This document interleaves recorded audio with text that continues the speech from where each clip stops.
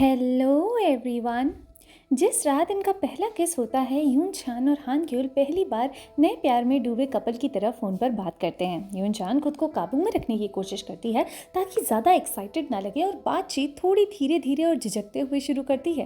लेकिन अब जब हान ग्योल ने अपने जज्बातों को कबूल कर लिया है तो वो बोलने से कतराता नहीं। वो कहता है कि वो उसे मिस कर रहा है। यून चान ये सुनकर अंदर से खुशी से झूम उठती है, लेकिन बाहर से नॉर्मल दिखने की कोशिश करती है और जवाब देती है कि अभी तो हम मिले थे, लेकिन मुझे भी तुम्हारी याद आ रही है। यून चान पूछती है कि क्या कल से हम साथ में हंस पाएंगे, हम और नहीं लड़ेंगे, बात करेंगे। हान ग्योल इन सब सवालों का जवाब हाँ में देता है। हान ग्योल तो और देर तक बात करना चाहता था, लेकिन यून चान का दिल इतनी फीलिंग्स को एक साथ झेल नहीं पाता और वो एक बहाना बनाकर फ़ोन काट देती है।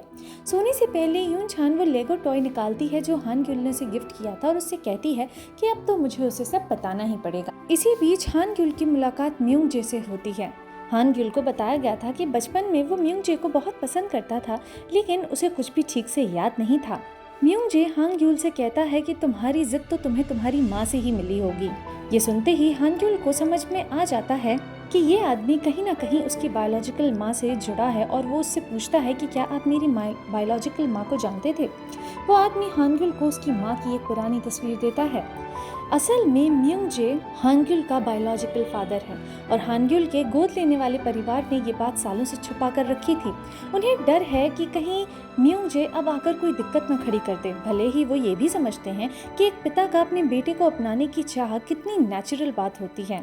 अब ये सब कुछ हान ग्योल से क्यों छुपाया गया ये अभी साफ नहीं है, लेकिन ये तो क्लियर है कि इसके पीछे जरूर कोई बहुत बड़ी वजह रही होगी। यून चान अगले दिन काम पर लड़के की तरह तैयार होकर आती है। इस बार पूरी तरह से मेंटली भी प्रिपेयर हो चुकी थी कि वो हान ग्योल को पूरी सच्चाई बता देगी, लेकिन हारेम अब भी गुस्से में है। वो यून चान पर इल्ज़ाम लगाता है कि अब जब सबको सच्चाई पता चल चुकी है तो लड़के की तरह कपड़े पहनने का उसका ये कदम बस एक चाल है, डैमेज कंट्रोल करने का तरीका। वो ताने मारते हुए कहता है कि क्या दिमाग लगाया तुमने, क्या कमाल की कैलकुलेशन है तुम्हारी। जब यून चान माफ़ी मांगती है तो हारेम उसकी बातों का मजाक उड़ाता है और हान ग्योल के बारे में पूछता है कि तुम्हें पता है कि वो कितना टूट चुका था। मैंने उसे पहली बार इतना बिखरते देखा है, लेकिन तुम्हें तो उसकी तकलीफ से कोई फ़र्क ही नहीं पड़ा और तुम अभी तक उससे सच्चाई छुपाती जा रही हो। वो यून चान पर इल्ज़ाम लगाता है कि वो सबके साथ खेल खेलती है और अब तो उसने हद पार कर दी है। वो गुस्से में कहता है कि मैं तो तुम्हें मार भी नहीं सकता। समझ नहीं आता कि अपना गुस्सा निकालने के लिए करूँ तो करूँ क्या। और जब वो यून चान की आंखें नम कर देता है तो फिर उसे उस बात पर भी ताना मारता है कि अब रो कर सिंपैथी लेना चाहती हो, ये भी ज़रूर तुम्हारी कोई चाल ही होगी। हानसुन जब घर पर आता है तो देखता है कि यूजू अपना सामान पैक कर रही है। वो हैरान होकर पूछता है कि ये सब क्या है और यूजू बताती है कि उसने अपनी फ़्लाइट बुक कर ली है। हानसुन उसे रोकने की कोशिश करता है। वो कहता है कि वो यून चान के लिए अपनी फीलिंग्स को सीरियसली भूलने की कोशिश कर रहा है, बस उसे थोड़ा वक्त चाहिए। यूजू थोड़ी करवाहट के साथ जवाब देती है कि तुम्हें वो वक्त चाहिए और मैं उस वक्त में क्या करूं? भगवान से प्रार्थना करूं कि प्लीज़ अब ये और ना डगमगाए, इसका दिल स्थिर रहे। प्लीज़ इस आदमी को उस लड़की की ओर मत खींचना, क्योंकि वो लड़की तो इसके कज़न से प्यार करती है, तो ये वापस मेरी तरफ लौट आए। तब तक मुझे बस सब्र देना। क्या चाहते हो तुम, कि मैं बस इसी तरह की दुआ करती रहूं? वो मानती है कि उसने भी कभी हानसुन के साथ ऐसा ही किया था, इनफैक्ट इससे भी बुरा किया था, और तब हानसुन ने उसे माफ़ कर दिया था। तो शायद अब वो सोच रहा होगा कि यूजू के लिए भी ये इतना ही आसान होगा उसे माफ़ करना। लेकिन यूजू कहती है कि मुझे पता है कि मुझे ये सब कहने का कोई हक नहीं है, इसी वजह से मुझे जाना होगा। मैं तुम्हारे लिए बोझ नहीं बनना चाहती, प्लीज़ मेरी वजह से अपने जज्बातों को मत बदलो। हानसुन, तुम वही करो जो तुम्हारा दिल कहता है, क्योंकि मैंने भी वही किया था जो मेरे दिल ने मुझसे कहा था। गुस्से में हानसुन कहता है कि सच सच क्यों नहीं कहती कि ये सब तुम्हारे काम की वजह से है। झूठा बहाना बनाने की ज़रूरत नहीं है। ये मायने नहीं रखता कि मेरे जज्बात उस लड़की की तरफ डगमगाए या नहीं। तुम्हें उससे क्या फ़र्क पड़ता है? तुम्हारे पास तो कोई और वजह है ना।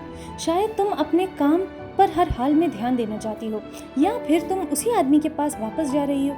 क्या तुम मुझे दोबारा छोड़ते हुए इतना गिल्टी महसूस कर रही हो कि सारा का सारा इल्ज़ाम यून चान पे डाल रही हो? क्या ये तुम्हारी कायरता नहीं है? हानसुन की बातों में कुछ तो सच्चाई थी। तभी यूजू बिल्कुल चुप रह जाती है और चुपचाप आंखों में आंसू लिए वहां से चली जाती है। दूसरी तरफ हान ग्योल कैफे पहुंचता है और पहुंचते ही यून चान को ढूंढता है। क्योंकि वो काम के कपड़ों में होती है तो उसे वो अलग नज़र नहीं आती। यून चान अपने अंदर हिम्मत जुटा रही होती है कि वो हान ग्यूल को सब कुछ सच सच बता दे। हान ग्यूल उसे बताता है कि आज वो उस आदमी से मिला जो उसकी माँ को जानता था। फिर वो थोड़ी बेचैनी से कहता है कि ऐसे दिन पर तो काम करने का बिल्कुल मन नहीं करता। वो कहता है कि ऐसा लग रहा है जैसे सीने में कोई बर्फ़ का टुकड़ा फंसा हुआ है, ठंडा और भारी। हान ग्यूल कहता है कि हम दोनों तो लड़के हैं, शायद हमारे रिश्ते को यहाँ एक्सेप्टेंस ना मिले, तो एक काम करते हैं, हम दोनों अमेरिका भाग चलते हैं। यून चान को लगता है कि अब शायद मौका है सच कहने का। वो कुछ बोलने की कोशिश करती है पर उसके मुंह से शब्द नहीं निकल पाते। तभी हारिम अचानक से वहाँ आ जाता है और दोनों चौंक जाते हैं। हारिम को लगता है कि हान ग्यूल अब सच जान चुका है और वो यून चान के वहाँ से जाने के बाद हान ग्यूल से कहता है कि इसने कैसे हमें बेवकूफ़ बना दिया है ना। हान ग्यूल को कुछ समझ नहीं आता। वो अभी उलझा हुआ ही होता है कि तभी यून चान वहाँ आ जाती है और हारिम बोलता ही जा रहा था कि कैसे सबको पहले ही समझ जाना चाहिए था कि यून चान लड़की है। ये सुनकर हान ग्यूल बिल्कुल हैरान रह गया। यून चान उसकी आंखों में देख तक नहीं पाती। वो झुंझुलाहट के साथ उससे पूछता है कि क्या तुम वाकई में लड़की हो। जब वो कुछ नहीं कहती तो वो गुस्से में और भी ज़्यादा चिल्लाता है, जिस पर यून चान अपने आंसू रोकते हुए चुपचाप हाँ में सर हिला देती है। हान ग्यूल बिना कुछ कहे वहाँ से निकल जाता है। यून चान उसके पीछे दौड़ती है लेकिन वो कार में बैठकर चला जाता है। हान ग्यूल अब वो सारे छोटे छोटे इशारे याद करता है जो उसे पहले ही सच्चाई बता देते अगर उसने उन पर ध्यान दिया होता तो। पहली बार जब उसने यून चान को देखा था तब उसे लगा ही था कि वो लड़की जैसी लगती है। उसका आईडी नंबर जिसमें फीमेल लिखा था, जिसे हान ग्यूल ने गलती समझ लिया था। उसकी दाढ़ी कभी क्यों नहीं आई। और जब यून चान ने उससे पूछा कि अगर मैं लड़की होती तो, अब सब कुछ साफ साफ सामने आ रहा था, लेकिन बहुत देर हो चुकी थी। चिंता में यून चान हान ग्यूल को कॉल करती है। हान ग्यूल उसे गुस्से में पूछता है कि तुम्हारी लड़की होने के बारे में किस किस को पता था। मिस्टर होंग, सुन की, हारिम, हानसुन को भी पता था क्या? और तो और यूजू को भी पता था क्या? यून चान डरते हुए हाँ में सर हिलाती है। हान ग्यूल गुस्से में हानसुन के पास जाता है और उससे पूछता है कि उसे सच पता था या नहीं। वो उससे कहता है कि तुमने मुझे यून चान के लड़की होने की बात क्यों नहीं बताई। इंटरेस्टिंग बात यह है कि हान ग्यूल अभी भी यून छा को लड़का कहकर एड्रेस कर रहा था। वो हानसुन से कहता है कि तुम जानते थे कि मैं यून चान के लिए कितना परेशान हो रहा था, फिर भी तुमने मुझे कुछ नहीं बताया। हानसुन शांत आवाज़ में कहता है कि तुमने मुझसे कभी इस बारे में कुछ पूछा ही नहीं। जब तुमने कभी ये बात छेड़ी ही नहीं तो मैं तुम्हें क्या बताता और कैसे बताता। इतना सुनते ही हान ग्यूल गुस्से से बेकाबू हो जाता है और हानसुन के चेहरे पर जोरदार घुसा मार देता है। हान ग्यूल गुस्से में हानसुन से पूछता है कि तुम हो कौन, मुझे सच ना बताने वाले। तुमने तो मुझे इसीलिए सच नहीं बताया क्योंकि तुम्हें तो यून चान पसंद थी। तुम्हें यही लग रहा था कि तुम्हारे लिए तो यही अच्छा है कि मुझे कभी सच पता ही ना चले, क्योंकि जब तक मैं उसे लड़का समझता रहूंगा तब तक कभी उसके करीब नहीं जाऊंगा और तुम्हें यून चान के करीब जाने का मौका मिल जाएगा। हानसुन अभी भी बहुत ही शांति से हान ग्यूल को जवाब देता है कि तुम इतना गुस्से में क्यों हो। अगर यून चान लड़की है तो ये तो तुम्हारे लिए अच्छी बात है ना। अगर तुम उसे पसंद करते हो और वो भी तुम्हें पसंद करती है तो फिर प्रॉब्लम क्या है। हान ग्यूल तो वैसे ही गुस्से से भरा हुआ था और वो और ज़्यादा गुस्से से बोलता है कि इसका मतलब ये है कि तुम्हें सब कुछ पता था। तुम्हें ये भी पता था कि हमारे बीच में क्या चल रहा है, फिर भी तुमने कुछ नहीं कहा। यूजो ने कहा था कि तुम किसी और लड़की के साथ घूम रहे थे। वो यून चान ही थी ना, एग्जीबिशन में जो लड़की तुम्हारे साथ थी। हानसुन हान ग्यूल को समझाने की कोशिश करता है कि यून चान की अपनी मजबूरी थी, लेकिन हान ग्यूल कुछ सुनने को तैयार ही नहीं था। उसे ऐसा लग रहा था कि अगर वो उसे सच बता देती तो क्या ही हो जाता, आसमान गिर जाता, धरती फट जाती। हानसुन कहता है कि तुम बिल्कुल सही कह रहे हो, मुझे माफ़ कर दो। शायद मुझे यही लगा था कि तुम्हारा सच्चाई ना पता चलना मेरे रास्ते को आसान कर देगा, लेकिन मैं यून चान की ज़िंदगी अब और मुश्किल नहीं करना चाहता। हान ग्यूल उसकी आंखों में आंखें डालकर कहता है कि इधर उधर की बातें बंद करो और बस इतना बताओ कि यूजू ने जब कहा था कि तुम किसी और लड़की में इंटरेस्टेड हो तो वो लड़की कौन थी। हानसुन बात को टालने की कोशिश करता है, जिस पर हान ग्यूल यूजू को गुस्से में कॉल करता है। वो यूजू से पूछता है कि एग्जीबिशन वाले दिन जो लड़की हानसुन के साथ थी वो यून चान ही थी। इससे पहले कि यूजू जवाब दे पाती, हानसुन उससे फ़ोन छीन लेता है और कहता है कि हाँ, मैं मानता हूँ कि मुझे यून चान पसंद थी, लेकिन उसे मुझ में कोई इंटरेस्ट नहीं था और अब मैं भी उसकी फीलिंग से मूव ऑन कर चुका हूँ। जब हानसुन ये सब कुछ कह रहा था तब फ़ोन ऑन था और यूजू ने भी ये सब कुछ सुना। हान ग्यूल जब घर पहुंचता है तो देखता है कि यून छान दरवाजे के बाहर उसका इंतजार कर रही है। वो उसे इग्नोर करने की कोशिश करता है, लेकिन यून छान बोलती है कि मैंने शुरुआत से ही तुम्हें धोखा देने का इरादा नहीं रखा था। पहले तो पैसों की वजह से मुझे ऐसा करना पड़ा। ताइक्वांडो स्कूल बंद हो गया था और मेरे पास कोई काम नहीं था। फिर जब कॉफ़ी प्रिंस में काम करना शुरू किया तो वो जगह मुझे बहुत पसंद आई। मैं वहाँ काम जारी रखना चाहती थी, लेकिन अगर मैंने तुम्हें बता दिया होता कि मैं लड़की हूँ तो तुम मुझे निकाल देते, और इस डर से मैंने कुछ नहीं कहा। मुझे माफ़ कर दो। मैंने कोशिश की कि मैं तुम्हें सब कुछ बता दूँ। मैं चाहती थी कि तुम अमेरिका चले जाओ, लेकिन उससे पहले हमारे बीच में सब कुछ ठीक हो जाए। मुझे डर था कि अगर मैंने तुम्हें सच्चाई बता दी तो शायद फिर तुम्हें कभी ना देख पाऊँ। हान ग्यूल अचानक से उसे पकड़कर दरवाजे से सटा देता है और गुस्से में कहता है कि कह दो कि ये सच नहीं है। प्लीज़ यूनछान, कह दो, मैं नाराज़ नहीं होऊंगा। बस सच बता दो। कह दो कि तुमने मुझसे झूठ नहीं बोला।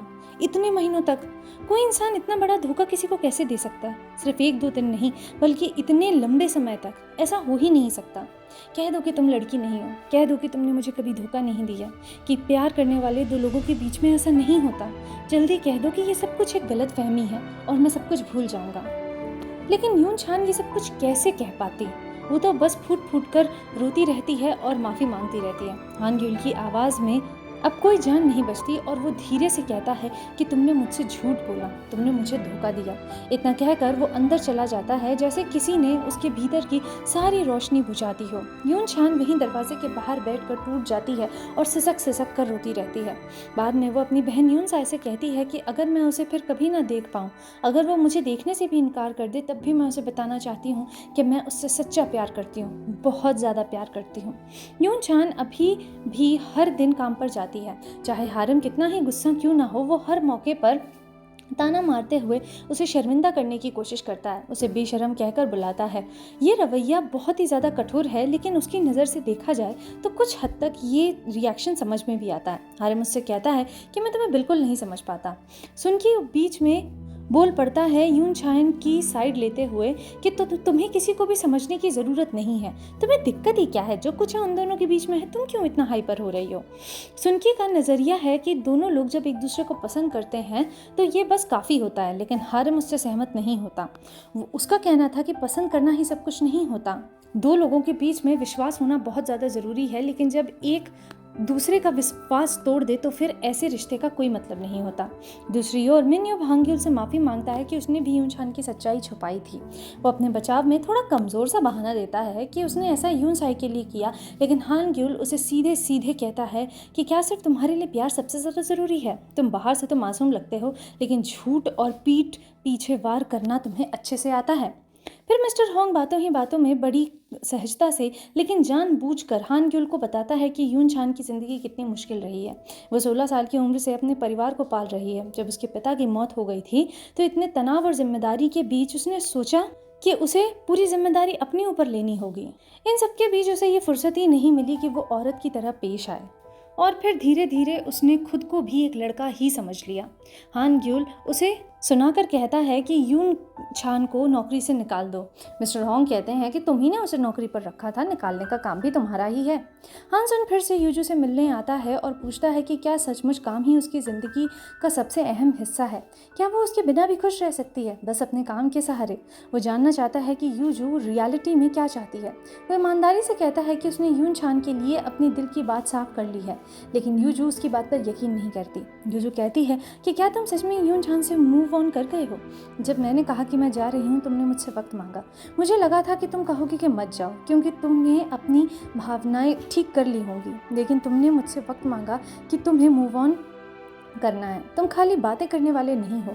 फिर भी उस पल तुम्हें वो बात कहनी चाहिए थी। मैं उम्मीद कर रही थी कि तुम कहोगे कि मैं मूव ऑन हो गया हूँ, वो मेरे लिए कुछ नहीं है।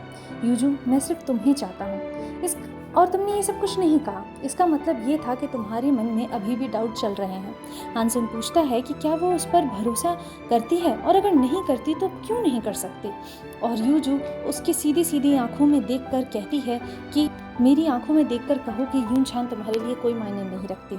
उसके इस सवाल पर हानसुन सिर्फ अपनी गर्दन हिला पाता है और कुछ नहीं कह पाता। यूजू समझ जाती है कि हानसुन के मन में क्या चल रहा है। वो कहती है कि मैं जल्दी बदल सकती हूँ, जल्दी ही सब खत्म कर सकती हूँ, लेकिन तुम नहीं कर सकते। तुम्हारे जज्बात जल्दी नहीं बदलते और जब भी बदल जाते हैं तो उन्हें वापस बदलना मुश्किल होता है। तुम मुझसे अलग हो, इसी वजह से मैं ज़्यादा डरती हूँ और ज़्यादा गुस्सा भी होती हूँ। जब से मैं तुम्हें जानती हूँ और जब से तुमने यून छान को जाना, तुम्हारी आंखों में सिर्फ मैं ही थी। तुम्हारे आसपास बहुत सी औरतें थीं, लेकिन तुम्हारे लिए उनका कोई मतलब नहीं था। तुम किसी औरत के साथ कॉफ़ी तक नहीं पीते थे। जब मुझे तुम्हारी ज़रूरत थी तुम हमेशा मेरे साथ थे और मैं जो भी करती थी तुम मुझे माफ़ कर देते थे और एक्सेप्ट कर लेते थे। मैं हमेशा नंबर 1 थी, लेकिन अब तुमने मुझसे बहुत उम्मीदें जोड़ ली हैं। हानसुन अभी भी उसे यकीन दिलाने की कोशिश करता है कि इन दोनों के बीच में कुछ नहीं बदला, पर यूजू को यही लग रहा था कि अब बहुत कुछ बदल गया है और वो वापस हानसुन पर भरोसा नहीं कर सकती। हानसुन कहता है कि अगर तुम ब्रेकअप करना चाहती हो तो ये हमारा आखिरी ब्रेकअप होगा। यूजू कहती है कि ब्रेकअप तो बहुत छोटी सी बात है, मैं अब तुम्हें देखना भी नहीं चाहती। हानसुन कहता है तो तुम सच में फिर से ब्रेकअप करना चाहती हो? तुम मुझे कोई मौका नहीं देती, सब कुछ खुद ही तय कर लेती हो। मैंने क्या गलत किया? तब भी और अब भी तुम तो बहुत आसानी से ब्रेकअप कर लेती हो। और इस तरह इन दोनों के बीच में भावनाओं का ये टकराव चलता रहता है।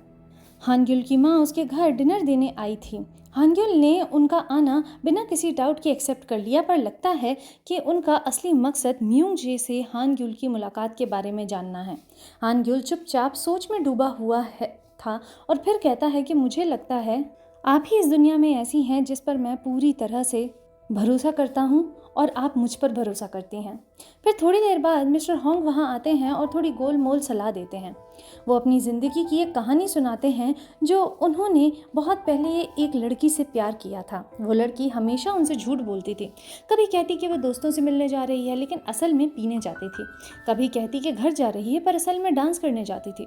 हानग्युल हैरान होकर कहता है कि आपने ऐसी लड़की से प्यार ही क्यों किया? मिस्टर होंग हंसकर जवाब देते हैं कि जब भी मैं उसके बारे में सोचता हूँ हंस देता हूँ। फिर वो कहते हैं कि वो लड़की उससे शायद सच में बहुत प्यार करती थी, इसीलिए इतना झूठ बोलती थी, डर के कि वो उसके बारे में कुछ बुरा न सोचे, उसे जज ना करे। वो कहते हैं कि उसने कभी उस लड़की से झगड़ा नहीं किया, क्योंकि जब भी उसे गुस्सा आता था वो अपने आप से पूछता कि तुम गुस्से में तो हो, पर क्या तुम उसके बिना जी सकते हो? हानग्युल बात समझ जाता है, पर वो पूरी तरह से इस बात को एक्सेप्ट नहीं कर पाता। यून छान अपने लेगो टॉय को देखते हुए हानग्युल के शब्दों को अपने आप में दोहरा रही होती है कि चाहे तुम आदमी हो, औरत हो, एलियन हो, कुत्ता हो, बिल्ली हो। यून छान खुद को कहने की कोशिश करती है कि वो उससे नफरत करती है, लेकिन आखिर में कहती है कि मुझे उसकी बहुत याद आ रही है, बहुत ज़्यादा याद आ रही है। अगले दिन काम पर हानग्युल थोड़ी देर के लिए सुनकी से झगड़ता है और नोटिस करता है कि सब लोग यून छान की साइड में हैं। यून छान सर झुकाकर फिर से माफ़ी मांगती है, कहती है कि मुझे तुमसे झूठ नहीं बोलना चाहिए था, बल्कि पहले ही सच बता देना चाहिए था। मुझे नहीं पता था कि ये बात इतनी दूर तक जाएगी। बिना उसकी तरफ देखे वो कहता है कि अपना सामान उठा और चली जाओ। यून छान उसका हाथ पकड़ती है, पर वो ज़ोर से उसका हाथ हटा देता है। फिर कहता है कि शायद उसके लिए ये सब कुछ बिल्कुल एक खेल की तरह होगा, उसे बहुत ज़्यादा मज़ा आया होगा। उसने उसे काम पर रखवाया और ये मना लिया कि वो उसे पसंद करता है, और अपने लड़का होने के बावजूद भी उसे अपनी फीलिंग्स में फांस लिया। हानग्युल उससे कहता है कि यून छान तुम मुझे कब बताने वाली थी? तुम्हारे पास कितने मौके थे? जब मैंने कहा था कि हमें भाई जैसे रहना है तब। क्या तुम समझ नहीं पाई कि मेरी फीलिंग्स को जो ऐसा करने पर मजबूर हो रही थी? क्या तुम्हें नहीं पता कि मैं तुम्हारे लिए क्या महसूस करता हूँ? तुम्हें पता है कितना मुश्किल है जब हम समुद्र के किनारे थे और मैं कुछ दिनों तक काम पर क्यों नहीं आया? सच बताओ, क्या तुम सच में नहीं जानती थी? बताओ ना, क्या नहीं जानती थी? यून छान कहती है कि मैं वो बात नहीं कह पाई, मुझे पता नहीं था कि तुम इतने गुस्से में क्या करोगे, और मुझे डर था कि शायद मैं तुमसे कभी नहीं मिल पाऊंगी। मैं गलत थी, सच में बहुत ज़्यादा गलत थी। हानग्युल कहता, तुम बस अपने बारे में सोच रही हो, तुम्हें फ़र्क नहीं पड़ता कि तुमने मुझे कितना दर्द दिया है। जब मैंने कहा था कि मुझे तुम आदमी की तरह पसंद हो, जब मैंने कहा था कि चलो जितना दूर जा सकते हैं उतना दूर जाते हैं, तब तुम जानती थी, पर तब भी तुम कुछ नहीं बोली। क्यों? क्योंकि तुम्हें मज़ा आ रहा था। यून छान अपने बचाव में कहती है कि उसे कोई मज़ा नहीं आ रहा था, वो उसे बहुत पसंद करती है, इसीलिए कुछ नहीं कह पाई। तुमने कहा था कि तुम 1 महीने में अमेरिका चले जाओगे, आखिर में तो हम अलग होने ही वाले थे, इसीलिए मैंने तुम्हें कुछ नहीं बताया। हानग्युल उससे कहता है कि मैं सोच रहा था कि मैं तुम्हें अमेरिका अपने साथ लेकर जाऊँगा, पर तुम तो मुझे बेचने का सोच रही थी।